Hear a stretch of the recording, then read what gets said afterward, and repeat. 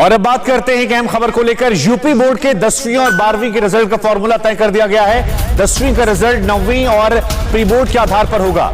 हम आपको बता दें 9वीं का 50% और प्री बोर्ड का 10% काउंट किया जाएगा। वहीं 12वीं का रिजल्ट जो है वो 10वीं, 11वीं और प्री बोर्ड के आधार पर किया जाएगा। 10वीं का 50%, 11वीं का 40% और प्री बोर्ड का 10% मार्क्स यहां जोड़ा जाएगा। लखनऊ में यूपी बोर्ड के नतीजों का फॉर्मूला तय हुआ है। यूपी बोर्ड ने इसका प्रारूप तैयार किया है। सीएम के आदेश का इंतजार है। 10वीं के परीक्षार्थी के कक्षा 9 के 50% और प्री बोर्ड के 10% अंक देखकर नतीजे घोषित किए जाएंगे। इंटर में 10वीं के 50%, 11वीं के 40% और प्री बोर्ड के 10% अंक के आधार पर परिणाम घोषित किए जाएंगे।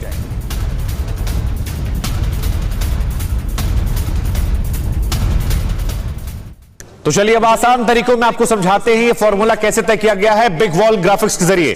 तो आपकी टीवी स्क्रीन पर यहां पर ग्राफिक्स आने वाले हैं, जरा देखिए कैसे कैसे मार्क्स तय किए जाएंगे। यूपी बोर्ड के 10वीं का रिजल्ट का फॉर्मूला है 9वीं के नंबर जो है उसके 50% और 10वीं प्री बोर्ड का 10% और ये 60% जो होगा इसी को एक एस्टिमेट मानकर बाद में कन्वर्ट कर दिया जाएगा 100% में जी। इसके बाद अगर 12वीं की बात की जाए तो यूपी बोर्ड के 12वीं का रिजल्ट जो है उसका फॉर्मूला 10वीं के नंबर 50%, 11वीं के नंबर 40% और 12वीं प्री बोर्ड के नंबर का 10%, यानी ये 100% होता है। तो उसमें कोई दिक्कत समझने में नहीं होनी चाहिए। देखिए 10वीं का 50, 11वीं का 40 और प्री बोर्ड का केवल 10% है, यानी ये तीनों मिलाकर अब फॉर्मूला तय किया गया। उमेश पाठक हमारे संवाददाता हमारे साथ जुड़ रहे हैं। उमेश, यूपी बोर्ड का फॉर्मूला जो है वो तय कर लिया गया है। ग्राफिक्स हमने दिखाया, कोई नई जानकारी आपके पास से दर्शकों कुछ खास बताना चाहते हो तो आप बता सकते हैं।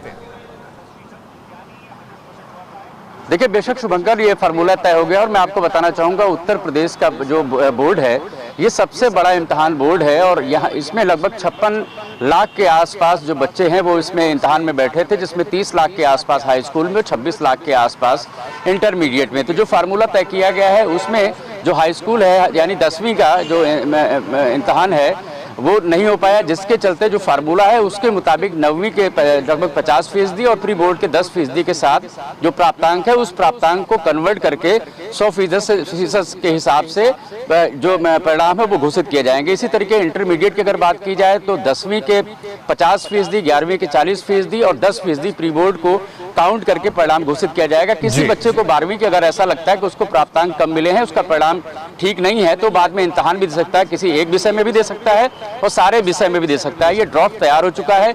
यूपी के सीएम योगी आदित्यनाथ के सामने 20 तारीख को रखा जाएगा, 20 जून को, और वहां से सहमति मिलने के बाद बिल्कुल उमेश, बिल्कुल ये कॉमन फॉर्मूला तैयार किया गया है। और एक बार फिर जो बड़ी बात उमेश ने कही कि जिन बच्चों को लगता है कि वो अपने नंबर से सेटिस्फाई नहीं है उन्हें बाद में दोबारा एग्जाम देने का मौका दिया जाएगा, कुछ वैसे ही जैसे सीबीएसई बोर्ड ने भी। दोस्तों आप सब क्लास 10 और 12 के सब्जेक्ट के एग्जाम पेपर सबसे पहले आपको मिलेगी दोस्तों, और जरूर शेयर और सब्सक्राइब कर ले दोस्तों। अपने दोस्तों के पास ही शेयर करना और किसी के पास जरूर शेयर मत करना। आपको 10 और 12 के एग्जाम पेपर सबसे पहले आपको दोस्तों इस चैनल पर अपलोड कर दिया जाएगा।